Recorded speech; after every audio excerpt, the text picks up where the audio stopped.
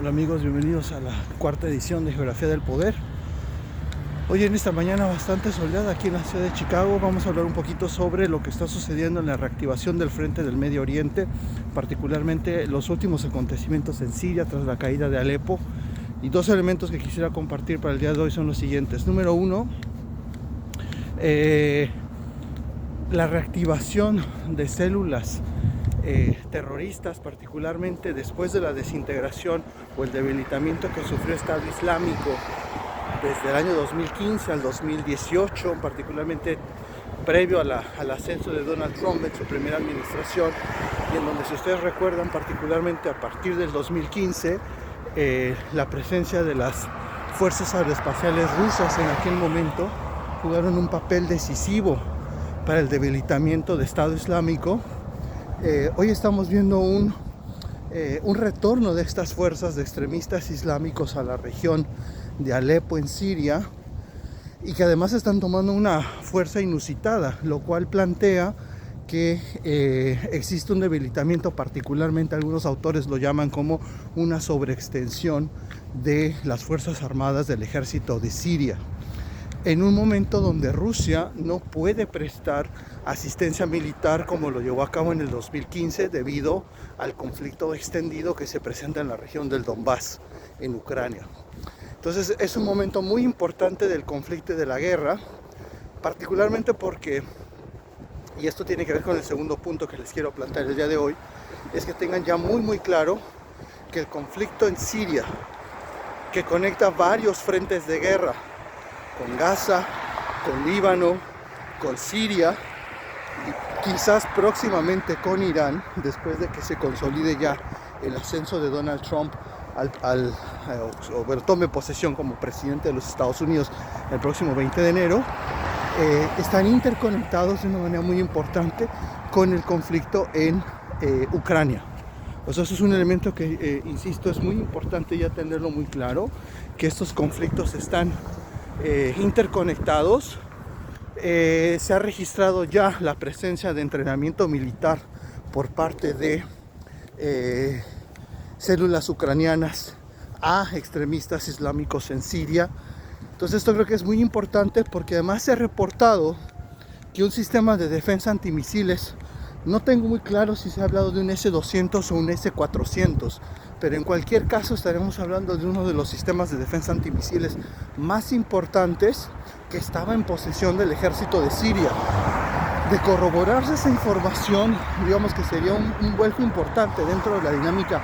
Ya no pensemos solamente del conflicto en Ucrania, sino del conflicto en su totalidad. Es decir, como lo mencionaba hace un ratito, la vinculación entre el conflicto en Ucrania y el conflicto en Medio Oriente como un solo frente de guerra.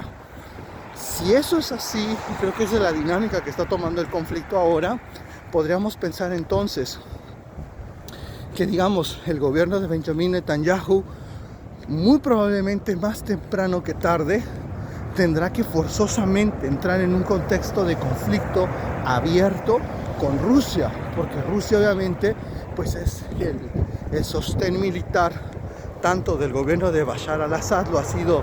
Recordemos que la cooperación entre Rusia, incluso desde los días de la Unión Soviética con Siria, son muy importantes, y que la asistencia militar del presidente Putin resultó fundamental para evitar la caída del gobierno de Bashar al-Assad en 2015, cuando, insisto, las fuerzas aeroespaciales rusas llevaron a cabo una intervención muy importante en la región. Entonces, en este momento tenemos esa dinámica. Y otro factor que creo que es muy importante tener en consideración es que Rusia, particularmente después del lanzamiento del misil Oreshnik, tiene una capacidad de alcance, obviamente, pues podríamos decir casi ilimitada. El asunto es que se le fuerce a utilizar ese tipo de misiles en otros escenarios de guerra, más allá de lo que está sucediendo en Ucrania. Entonces eso creo que sí sería un elemento desestabilizador para la región y para todo el frente, particularmente porque Rusia, si bien puede enfrentar ciertas limitaciones en el desplazamiento de tropas hacia el frente,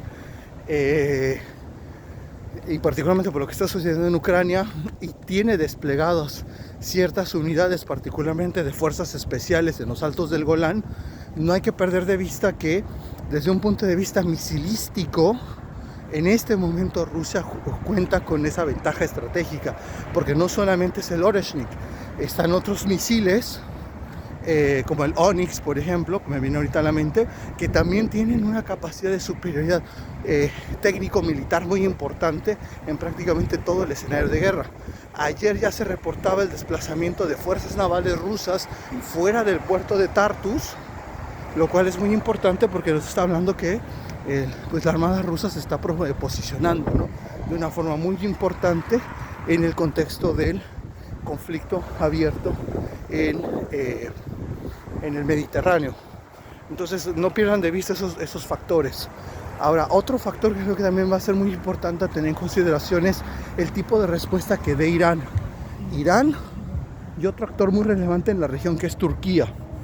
Turquía se reportaba también que mucho de esta asistencia que han tenido estas células de yihadistas extremistas, que han tomado de una manera muy rápida, podríamos pensar una especie de blitzkrieg que se ha dado hacia Siria, ha tenido mucho del apoyo político-militar de Turquía.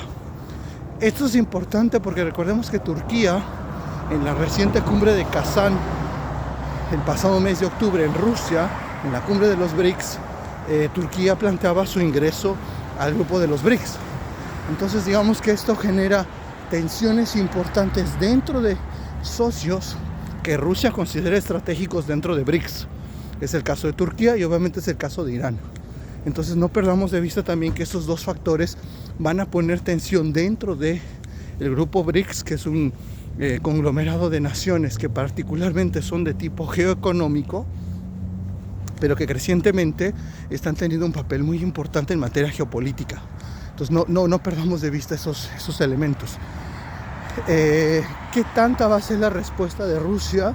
Creo que eso es lo que va a definir en gran parte la ampliación del frente de guerra que se está dando justamente ahora con este desplazamiento de fuerzas yihadistas hacia Siria. Siria se vuelve muy importante. Está pasando el tren. Siria se vuelve muy importante por dos razones centrales, particularmente porque la desarticulación de Siria, recordemos que es un mosaico multiétnico al interior del país, en una semejanza parecida, aunque no exactamente igual con Líbano, pero un eventual desmembramiento, una balcanización de Siria, pues obviamente que le generaría muchos problemas de desestabilización a la región y particularmente Irán, que creo que es el gran objetivo deseado, no solamente por los sectores pro-Israel, que pues para nadie es un secreto que hay un lobby israelí en los Estados Unidos. Hay este libro imprescindible de John Mearsheimer, por cierto, importantísimo profesor aquí en la Universidad de Chicago. Lean su libro, el lobby israelí. No, ahí se plantea de una forma muy importante la dinámica de poder que se desarrolla al interior del Congreso de Estados Unidos, ¿no? Entonces, digamos, el sector pro-israelí dentro no solo del Congreso, sino particularmente dentro de la administración de Joe Biden, juegan un papel fundamental en este tipo de estrategias que se están desarrollando hacia la región, ¿no? Entonces, para concluir hoy, a modo de síntesis, las dos ideas fundamentales que hemos planteado. Número uno, la vinculación del conflicto de Medio Oriente con Ucrania. Dos, el desplazamiento de fuerzas yihadistas hacia el escenario sirio. Hay que estar muy pendientes cómo se están desarrollando y lo que debemos de tener expectativa, la respuesta de Rusia. Yo creo, y esta es una posición personal, que Rusia va a responder, como lo ha hecho siempre y particularmente en la región, con un gran desplazamiento de fuerza militar, no de ocupación terrestre porque no lo requiere, sino más bien de lanzamiento de misiles estratégicos.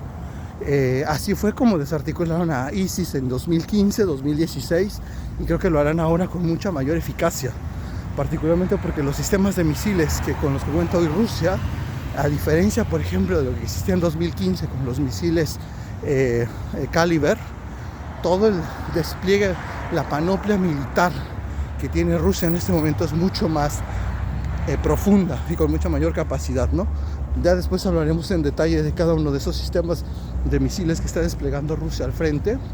Pero eso lo haremos en un próximo video. Por ahora eso es todo. Recuerden, si les gusta lo que estamos comentando, denle like, compártanlo y nos vemos en un siguiente video.